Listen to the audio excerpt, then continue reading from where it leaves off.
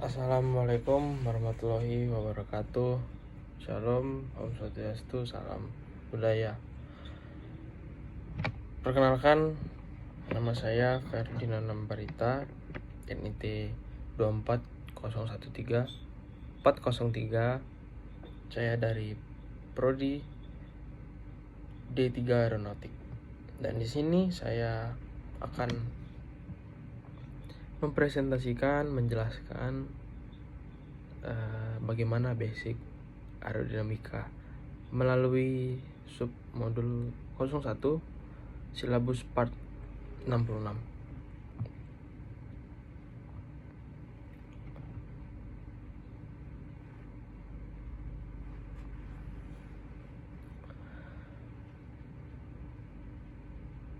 Aerodinamika dasar, 3 topik yang berhubungan langsung dengan pembuatan, pengoperasian, dan perbaikan pesawat terbang adalah aerodinamika, perakitan pesawat terbang, dan perlengkapan. Meskipun dipelajari secara terpisah, namun masing-masing bidang studi ini pada akhirnya saling terhubung untuk memberikan pemahaman ilmiah dan fisik tentang bagaimana sebuah pesawat terbang dipersiapkan untuk terbang. Tempat yang logis untuk memulai ketiga topik ini adalah studi tentang aerodinamika dasar. Dengan mempelajari aerodinamika, seseorang menjadi terbiasa dengan dasar-dasar penerbangan pesawat terbang. Nah, aerodinamika adalah suatu studi tentang dinamika gas,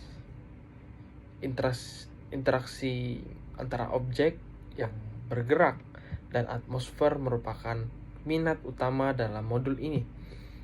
Pergerakan suatu objek dan reaksinya terhadap aliran udara di sekitarnya dapat dilihat saat melihat air melewati haluan kapal. Perbedaan utama antara air dan udara adalah bahwa udara dapat dimampatkan, sedangkan air tidak dapat dimampatkan. Aksi udara di atas suatu benda merupakan bagian besar dari studi aerodinamika. Beberapa istilah umum pesawat terbang seperti kemudi, lambung, garis air, dan balok lunas dipinjam dari istilah bahari. Banyak buku teks yang telah ditulis tentang aerodinamika penerbangan pesawat. Teknisi rangka pesawat dan mesin tidak harus memiliki pengetahuan yang sama tentang aerodinamika seperti teknisi desain aeronautika. Teknisi harus mampu memahami hubungan antara kinerja pesawat dalam penerbangan dan reaksinya terhadap gaya yang bekerja pada bagian strukturalnya. Perlu pahami mengapa pesawat dirancang dengan jenis sistem kontrol primer dan sekunder tertentu, dan mengapa permukaannya harus halus serta aerodinamis. Itu menjadi penting saat merawat pesawat yang kompleks saat ini. Teori penerbangan harus dijelaskan dalam istilah hukum penerbangan karena apa yang terjadi pada pesawat terbang tidak didasarkan pada asumsi, tetapi pada serangkaian fakta. Aerodinamika adalah studi tentang hukum yang telah terbukti menjadi alasan fisik mengapa pesawat terbang. Istilah aerodinamika itu berasal dari gabungan dua kata Yunani, aero yang berarti udara dan dyne yang berarti mengapa, yang berarti gaya. Jadi ketika aero bergabung dengan dinamika, hasilnya adalah aerodinamika. Studi tentang objek yang bergerak di udara dan gaya yang menghasilkan atau mengubah gerakan tersebut. Secara aerodinamis, pesawat terbang dapat didefinisikan sebagai objek yang bergerak melalui ruang yang dipengaruhi oleh perubahan kondisi atmosfer. Dengan kata lain, aerodinamika mencakup hubungan antar pesawat terbang, angin, dan atmosfer.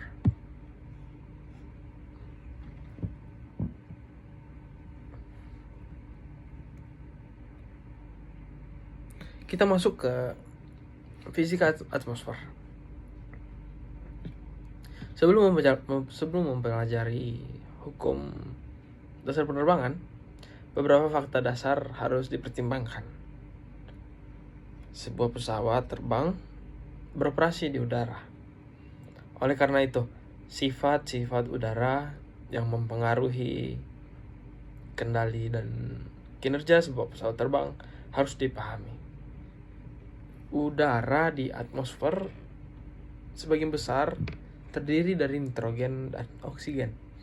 Udara dianggap sebagai fluida karena sesuai dengan definisi zat yang memiliki kemampuan untuk mengalir atau mengambil bentuk wadah tempat ia tertutup. Jadi wadah dipanaskan, tekanan meningkat. Jika didinginkan, tekanan menurun. Saya ulangi, jika wadah dipanaskan, tekanan meningkat. Dan jika didinginkan, tekanan menurun. Berat udara yang di permukaan laut, di mana ia telah dikompresi oleh semua udara di atasnya. Kompresi udara ini disebut tekanan atmosfer.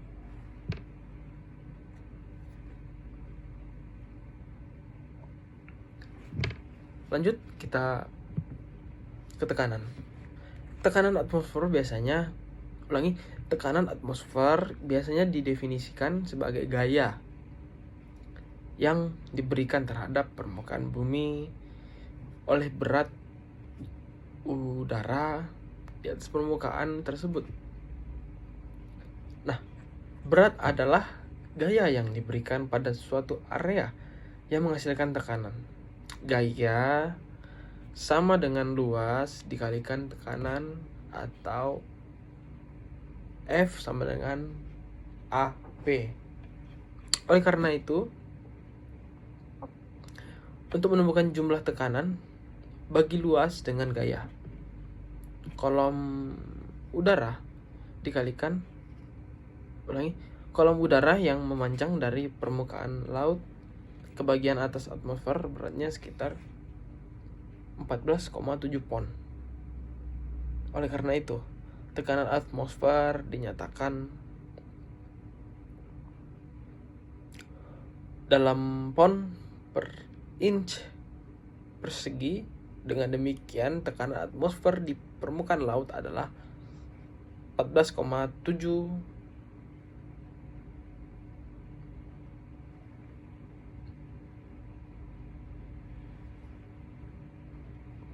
pounds.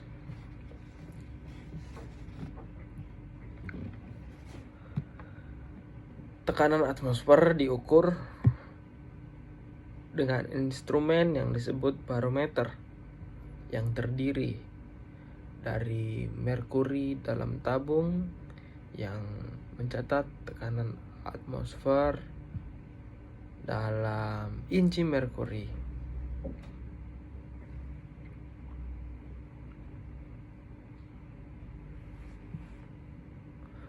Pengukuran standar dalam altimeter penerbangan dan laporan cuaca AS adalah Hg. Akan tetapi, peta cuaca di seluruh dunia dan beberapa instrumen pesawat buatan luar AS menunjukkan tekanan dalam milibar atau MB, satuan metrik S1.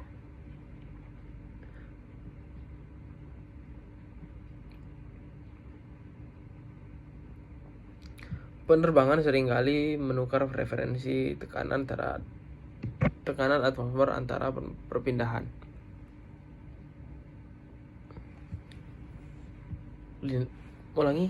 Penerbangan seringkali menukar referensi tekanan atmosfer antara perpindahan linier dan satuan gaya selama bertahun-tahun. Meteorologi telah mengubah penggunaan representasi perpindahan linier tekanan atmosfer menjadi satuan gaya. Satuan gaya yang hampir secara universal digunakan saat ini untuk mempresentasikan tekanan atmosfer dalam meteorologi adalah hektopascal. Pascal adalah suatu satuan metrik SI yang menyatakan gaya dalam Newton per meter persegi. Tekanan atmosfer menurun seiring dengan meningkatnya ketinggian.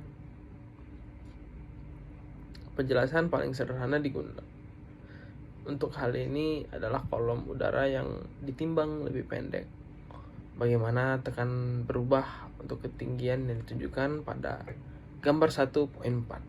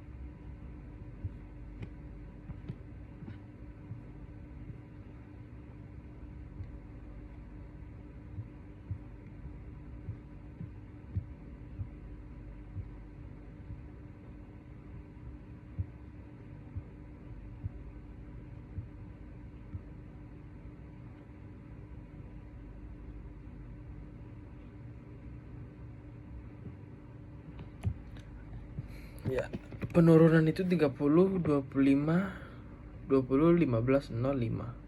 Angka 0. Inci Merkurius, milibar tahun 1016.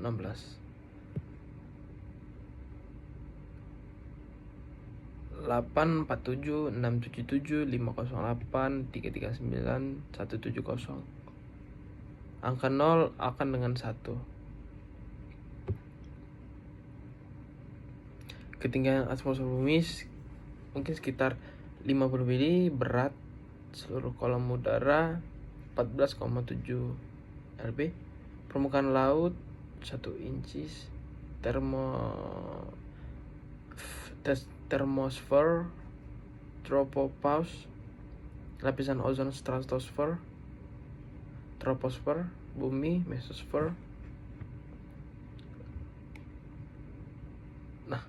Kita lihat gambar 1.1 berat yang diberikan oleh kolom udara berukuran 1 inci persegi yang membentang dari permukaan laut hingga ke puncak atmosfer adalah apa yang diukur ketika tekanan atmosfer dikatakan sama dengan 14,7 pon per inch persegi. Tekanan atmosfer di udara, tekanan atmosfer standar di permukaan laut juga dikenal sebagai 1 atmosfer atau 1 atm. Pengukuran tekanan atmosfer standar berikut semuanya sama satu sama lain.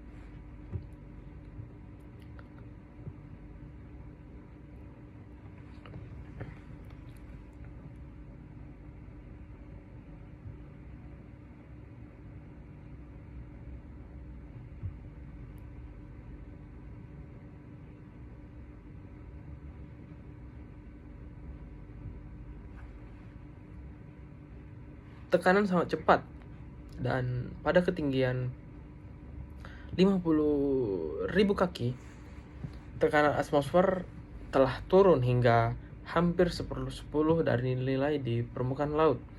Saat pesawat terbang naik, tekanan atmosfer turun.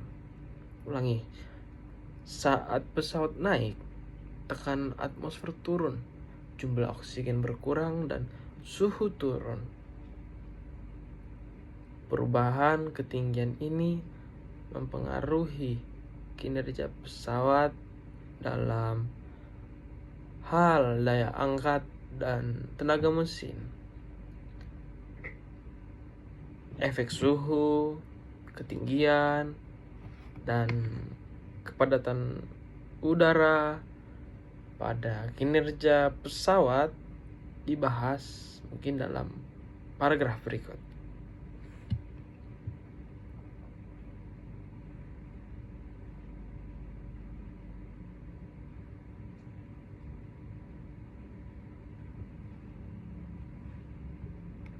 Kita masuk ke kepadatan.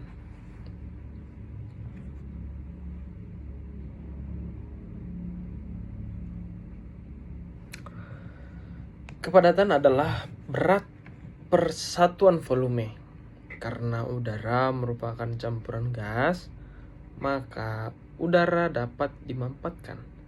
Jika udara dalam satu wadah memiliki tekanan setengah dari jumlah udara yang sama dalam wadah yang identik.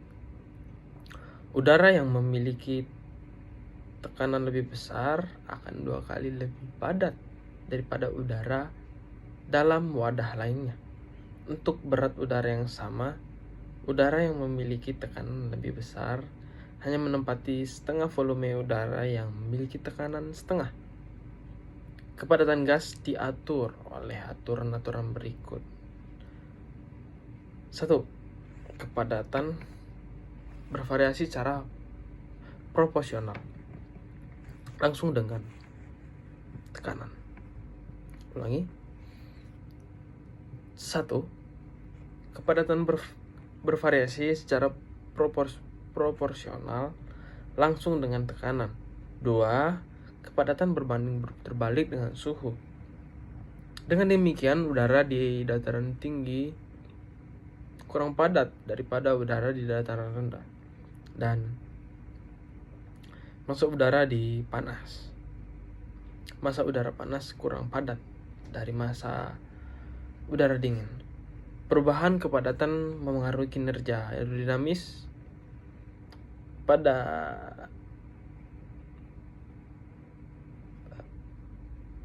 tenaga kuda yang sama. Sebuah pesawat terbang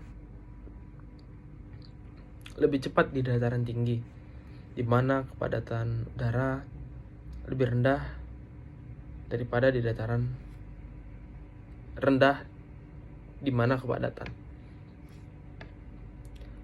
Hal ini karena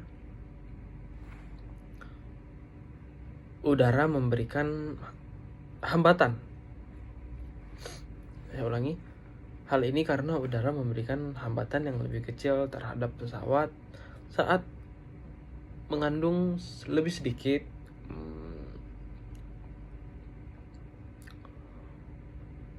sedikit partikel udara per menit volume.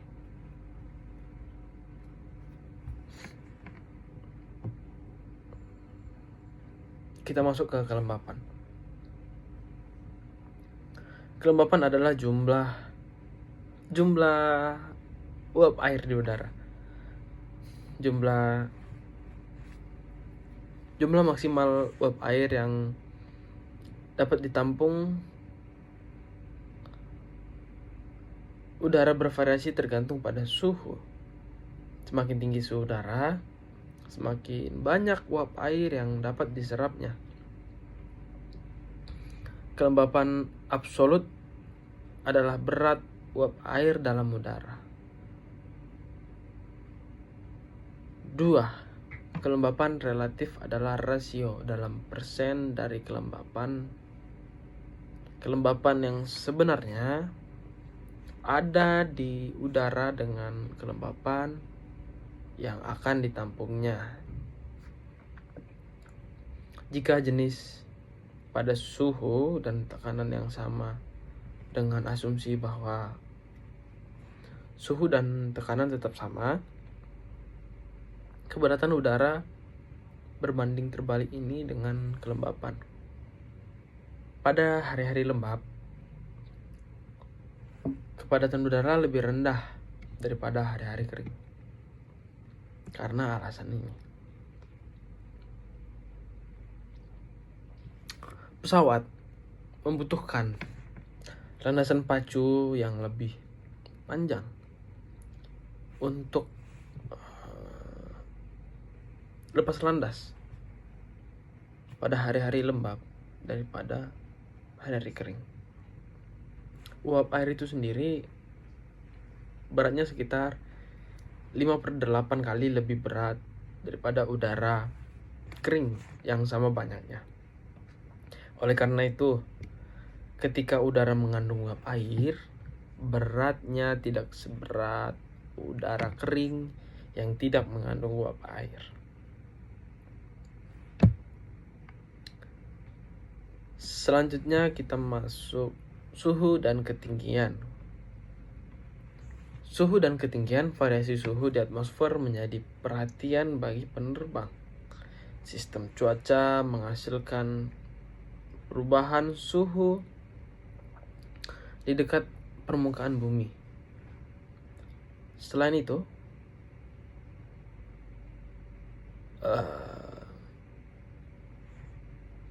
sistem cuaca menghasilkan perbedaan suhu, dan suhu juga berubah seiring bertambahnya ketinggian. Troposfer adalah lapisan atmosfer terendah. Rata-rata lapisan ini membentang dari permukaan bumi hingga sekitar 38 derajat. Ulangi, 38.000 kaki di atasnya. Di atas kutub, troposfer hanya membentang hingga 25.000 sampai 30.000 kaki. Dan di ekuator dapat membentang hingga sekitar 60.000 kaki.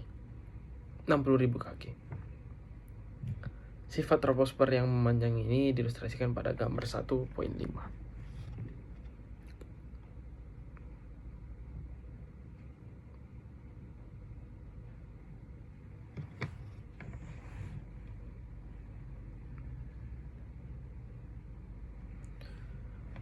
Sebagian besar penerbangan sipil berlangsung di troposfer yang suhunya menurun seiring dengan peningkatan ketinggian. Laju perubahannya agak konstan, yakni hingga sampai minus 2 derajat Celcius atau minus 3,5 derajat untuk setiap peningkatan ketinggian 1000 kaki. Batas atas troposfer adalah tropopause. Tropopause dicirikan sebagai zona dengan suhu relatif konstan, yakni di angka negatif di minus 57 derajat Celcius atau minus 69 derajat tekanan pon per inch persegi.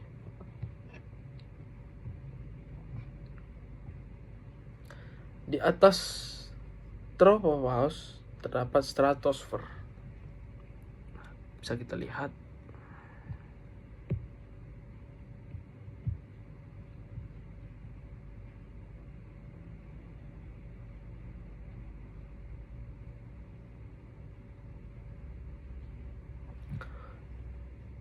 Di atas tropopause terdapat stratosfer. Suhu meningkat seiring ketinggian di stratosfer hingga mendekati 0 derajat sebelum menurun lagi di mesosfer yang terletak di atasnya. Stratosfer mengandung lapisan ozon yang melindungi penduduk bumi dari sinar UV yang berbahaya. Beberapa penerbangan sipil dan banyak penerbangan militer terjadi di stratosfer. Kita bisa lihat gambar 1.6 untuk menggambarkan variasi suhu di berbagai lapisan atmosfer.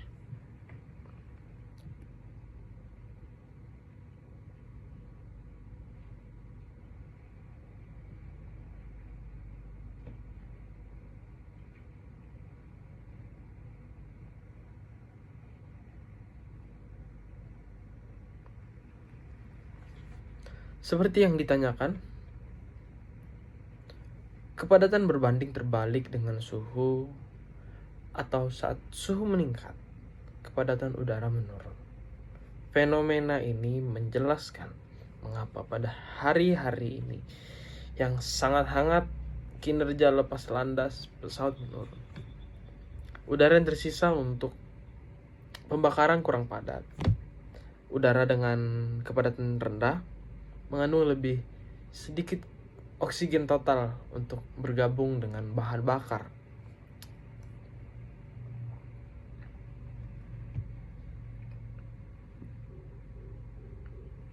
Kita masuk terakhir ke atmosfer standar internasional. Perlu diketahui, atmosfer tidak pernah diam. Tekanan, suhu, kelembapan, dan kepadatan udara terus berubah untuk menyediakan dasar bagi perhitungan teoritis, perbandingan kerja, dan paritas instrumentasi. Nilai standar untuk karakteristik atmosfer ini dan lainnya telah dikembangkan organisasi penerbangan sipil internasional ICAO, organisasi internasional untuk standarisasi ada IASO, dan berbagai pemerintah menetapkan dan menerbitkan nilai yang dikenal sebagai atmosfer standar internasional.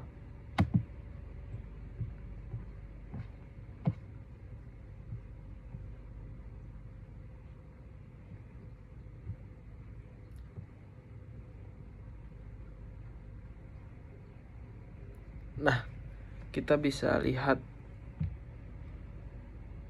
gimana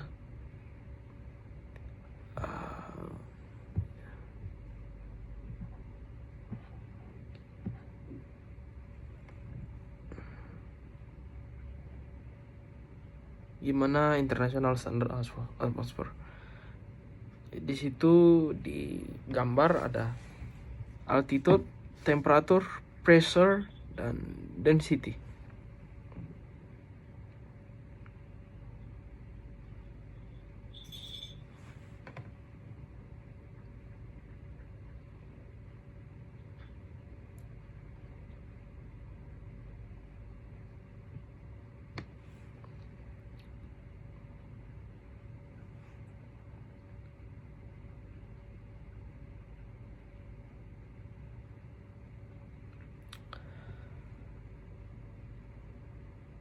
Baik, mungkin hanya ini yang bisa saya presentasikan, dan mohon bila ada kesalahan kata, saya mohon maaf.